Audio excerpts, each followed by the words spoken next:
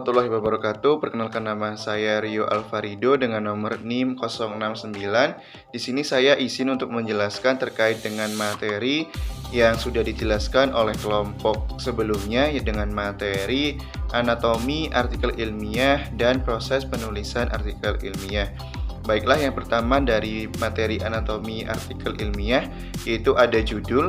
Judul merupakan bagian yang sangat penting dari artikel ilmiah. Secara langsung, judul ikut menentukan jumlah pembaca karena dengan judul itu terdapat atau bisa mengungkapkan abstraksi tertinggi artikel ilmiah tersebut dan juga merupakan wadah dan isi atau esensi dari artikel ilmiah. Kemudian ada baris kepemilikan. Baris kepemilikan umumnya memiliki atas dua unsur, yaitu yang pertama nama atau nama-nama penulis dan nama atau nama-nama lembaga yang menaungi kegiatan penulisan atau penelitian yang dilakukan oleh penulis.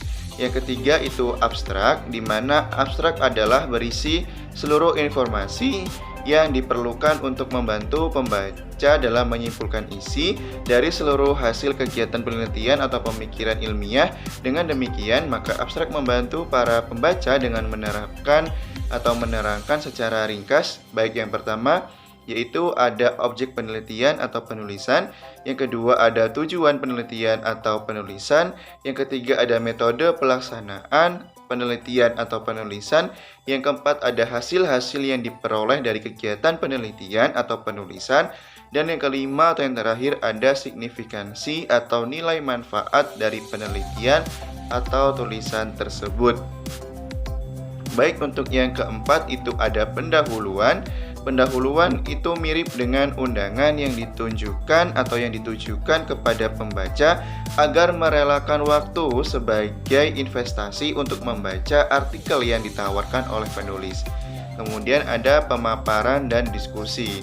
Pemaparan dan diskusi merupakan bagian yang digunakan untuk menyajikan data-data atau hasil atau pemikiran, dan bagian inilah yang nanti akan berguna sebagai pijakan atau dasar bagi penulis untuk membuat kesimpulan dan penyusunan teori baru. Oleh karena itu, bagian pemaparan harus menggunakan sistem yang baik. Yang keenam ada kesimpulan.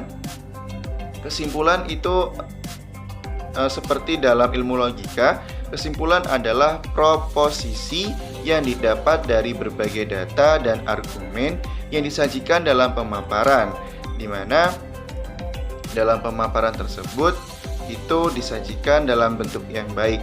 Kemudian diskusi tentang pernyataan dan data-data yang diperoleh diringkas seringkas-ringkasnya pada bagian ini. Hal yang penting yang perlu dimaksudkan pada bagian ini adalah yang pertama, kekurangan metode yang digunakan oleh peneliti. Yang kedua, potensi-potensi yang dimiliki oleh metode yang digunakan. Lalu yang ketujuh atau yang terakhir ada daftar pustaka, di mana dalam artikel ilmiah pencantuman daftar pustaka atau bibliografi adalah suatu keharusan. Oleh karena itu, harus diupayakan agar setiap kepustakaan yang diacu disertakan di dalam daftar pustaka. Tujuannya, penyajian daftar pustaka adalah memberi informasi kepada pembaca agar dapat menemukan dengan mudah sumber yang disebutkan dalam isi atau teks artikel. Baik, untuk materi yang selanjutnya yaitu proses penulisan karya ilmiah. Proses penulisan karya ilmiah itu terbagi menjadi beberapa hal. Yang pertama diantaranya adalah tahap pra-penulisan. Tahap pra-penulisan itu dimaksudkan seperti pemilihan dan pembatasan topik untuk merumuskan tujuan, mempertimbangkan bentuk karangan, mempertimbangkan pembaca, mengumpulkan data pendukung, merumuskan tesis, menyusunan ide dalam bentuk karangan atau outline. Yang kedua, penulisan topik. Apa yang akan ditulis, topik dipilih, diperoleh dari beberapa sumber agar lebih fokus dan topik harus dibatasi.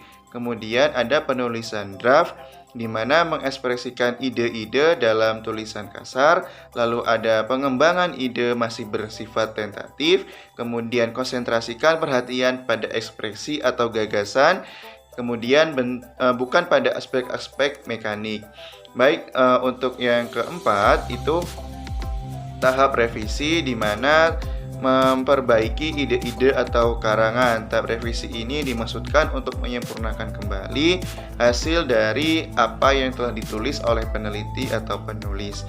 Kemudian ada tahap penyuntingan. Tahap penyuntingan yaitu memperbaiki perubahan-perubahan aspek mekanik karangan, kemudian memperbaiki karangan dan aspek keabsahan dan kesahan mekanik atau kesalahan mekanik yang lain.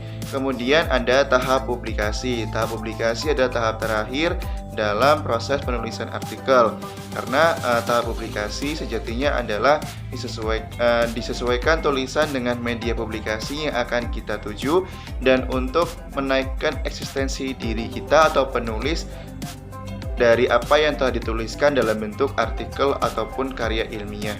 Baik, mungkin itu saja dari saya atas penjelasan pada materi kali ini.